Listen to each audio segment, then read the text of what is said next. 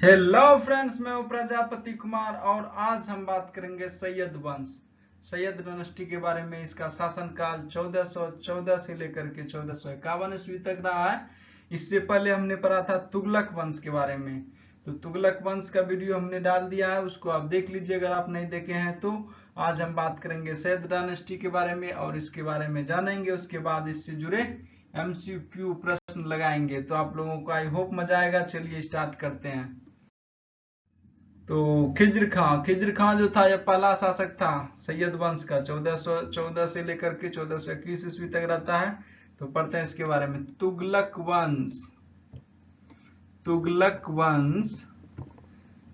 तुगलक वंश की समाप्ति के बाद दिल्ली सल्तनत की बागडोर खिज्र खां के हाथों में आ गई। खिज्र खां के हाथों में आ जाती है और खिज्र खां को इस वंश का संस्थापक माना जाता है। किसको? खिज्र खां को। किस वंश का संस्थापक? सैयद वंश का संस्थापक। कब होता है स्थापना सैयद वंश का? 1414 ईस्वी में। तो ये वह स्वयं को इस्लाम धर्म के संस्थापक मोहम्मद पैगंबर साहब का वंशज मानता था। तो खिज्र खां जो था ये अपने आप को मोहम्मद पैगंबर जो है ना उसका वंशज मानता था। तो क्वेश्चन आते हैं एग्जाम में कि कौन सा ऐसा डायनेस्टी या वंश है दिल्ली सल्तनत का जिसके सुल्तान अपने आप को मोहम्मद पैगंबर का वंशज मानता है। तो बोल सकते हैं कि वह सैयद वंश है, जहां का दिल्ली सल्तनत का वह सैयद वंश है जो अपने आप को मोहम्मद पैगंबर साहब का वंशज मानता है। तो ये क्वेश्चन बहुत इंपॉर्टेंट है, आते हैं एग्जाम में। तो हमने बताया संस्थापक कौन था? खिज्र खां। तो और नेक्स्ट देखते हैं। नेक्स्ट में कि सल्तनत काल में शासन करने वाला एकमात्र शिया वंश था। ये भी इंपॉर्टेंट है। दिल्ली सल्तनत में जो एक सैयद डायनेस्टी एकमात्र शिया वंश है सबसे और इसके अलावा जितना भी था सब सुन्नी वंश था। इसने सुल्तान की उपाधि धारण न कर स्वयं को रैयत आला की उपाधि से संतुष्ट किया। किसने? खिज्र खां ने।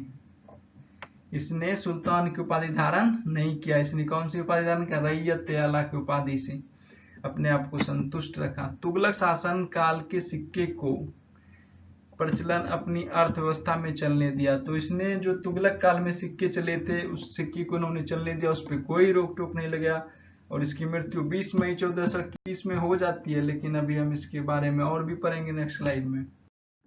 देखिए, तैमूर के लगातार आक्रमण के कारण दिल्ली सल्तनत का केंद्रीय नेतृत्व पूरी तरह से हताश हो चुका था। तो आप सबको पता चल गया कि तैमूर का आक्रमण बहुत हुआ था तुगलक वंश के समय और इसके समय में भी। तो होते होते जो 1398 ईस्वी में दिल्ली का हालत बहुत खराब हो चुका था। तो उसे इसका कारण दिल्ली सल्तनत का केंद्रीय नेतृत्व पूरी तरह से हताश हो चुका था और उसे 1398 तक लूट लिया गया था। तो इसके उथल पुथल के बाद भरे समय में जब कोई केंद्रीय सत्ता नहीं था तो सैयदों ने दिल्ली में अपनी शक्ति का विस्तार किया। इस वंश के विभिन्न 4 शासक, इसके वंश के जो विभिन्न 4 शासक हुए सबने मिलकर कितने सालों तक शासन किया? 37 वर्षों तक शासन किया। दिल्ली सल्तनत का नेतृत्व किया 4 शासक ने, सैयद वंश के 4 शासक ने। तो चलिए नेक्स्ट देखते हैं। इस वंश की स्थापना खिज्र खां ने की। ये तो हम जान ही चुके हैं कि इस वंश की स्थापना खिज्र खां ने की, जिन्हें तैमूर ने मुल्तान का राज्यपाल नियुक्त किया था। और बता दें कि खिज्र खां दिल्ली की गद्दी पर बैठने से पहले यह मुल्तान जो पंजाब का क्षेत्र है वहां का यह गवर्नर था। यह तो किसने इसको गवर्नर नियुक्त किया था? तो तैमूर ने इसको गवर्नर मुक्त किया था। तो खिज्र खान ने 28 मई 1421 ईस्वी को दिल्ली की सत्ता दौलत खान लोदी से छीनकर सैयद वंश की स्थापना की थी। तो सत्ता किससे छीना था? तो दौलत खान लोदी से छीन करके अपने सैयद वंश की स्थापना किया था। नेक्स्ट देखते हैं। नेक्स्ट जो होता है मुबारक शाह होता है नेक्स्ट सुल्तान सैयद वंश का। तो इसका शासनकाल होता है 1400 देख सकते हैं 21 से लेकर के 1434 ईस्वी तक। मुबारक शाह जो है सैयद वंश के खिज्र खां का पुत्र था। पहला जो वंश पहला जो सुल्तान था खिज्र खां, उसका पुत्र था मुबारक शाह। खिज्र खां ने उसे अपना उत्तराधिकारी नियुक्त किया था। मुबारक शाह ने शाह की उपाधि ग्रहण कर अपने नाम के सिक्के जारी करवाए। तो इसने अपने नाम के सिक्के जारी करवाए और अपने नाम से खुतबा पढ़वाया। ये मुस्लिम में कुछ रीति रिवाज होता है, ये खुतबा पढ़वाया और इसी प्रकार विदेशी स्वामित्व का अंत हुआ। तो ये क्वेश्चन आते हैं, कौन सा ऐसा शासक है जिन्होंने अपने नाम के सिक्के जारी करवाया और खुतबा पढ़वाया? तो है मुबारक शाह। कौन सा डायनेस्टी के? सैयद डायनेस्टी के। तो पिता खिज्र खां की भांति मुबारक शाह को भी विद्रोह का दमन और राजस्व वसूली के लिए नियमित सैनिक यात्राएं करनी पड़ी। तो उसको राजस्व वसूली करने के लिए खिज्र खां की तरह ही मुबारक शाह को सैनिक यात्राएं करनी पड़ती थी। अपने शासनकाल में मुबारक शाह ने भटिंडा एवं दोआब में वे विद्रोह को सफलतापूर्वक दबाया।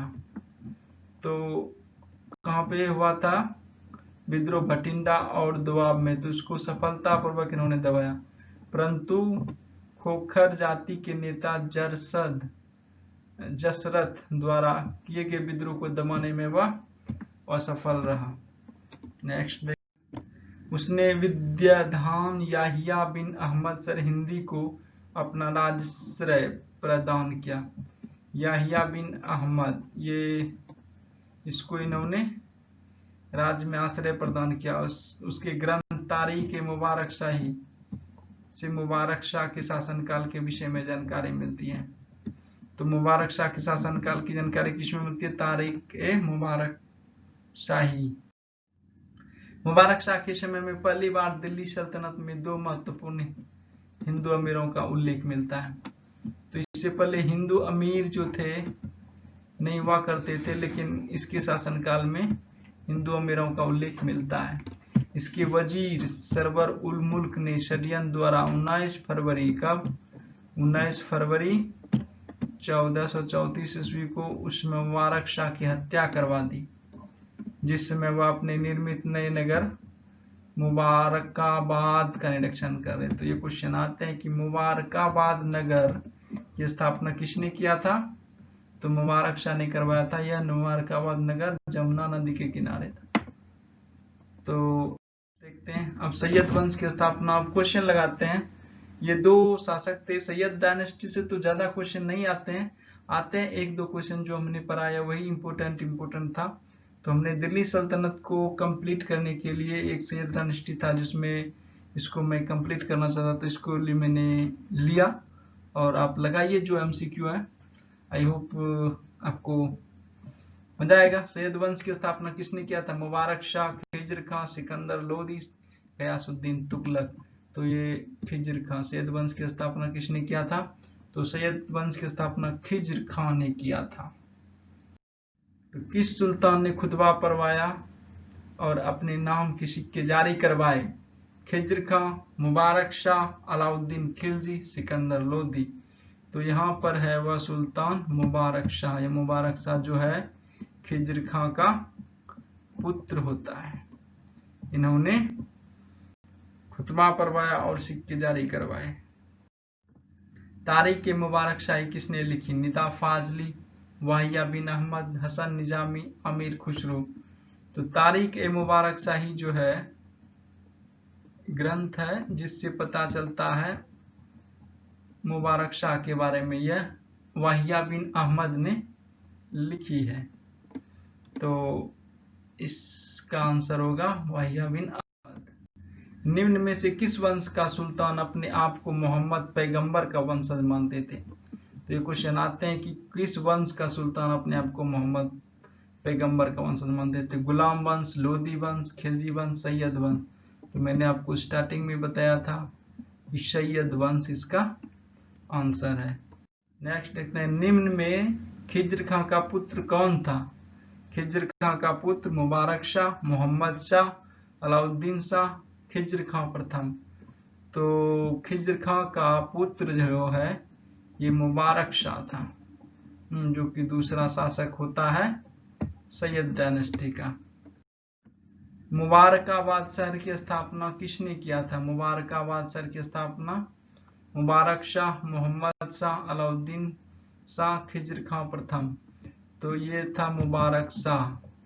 मुबारक शाह ने मुबारकाबाद नामक शहर की स्थापना किया था, ये यमुना नदी के किनारे। ठीक है। सैयद वंश का कार्यकाल क्या था?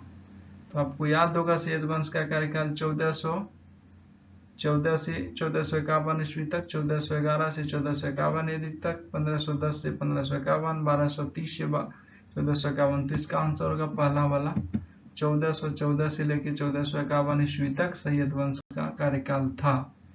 तो ये इम्पोर्टेंट एमसीक्यू था। और thanks for watching, like and share and subscribe my channel. और आपने अगर तुगलक डायनेस्टी, खिलजी डायनेस्टी, गुलाम वंश के बारे में अगर आपने नहीं देखा है वीडियो, तो हमारे चैनल को विजिट करें, वहाँ पर देखें। और उससे क्वेश्चन भी है, उसके बाद बहुत सारा वीडियो आप वहाँ पर जा करके देख सकते हैं। Thanks for watching.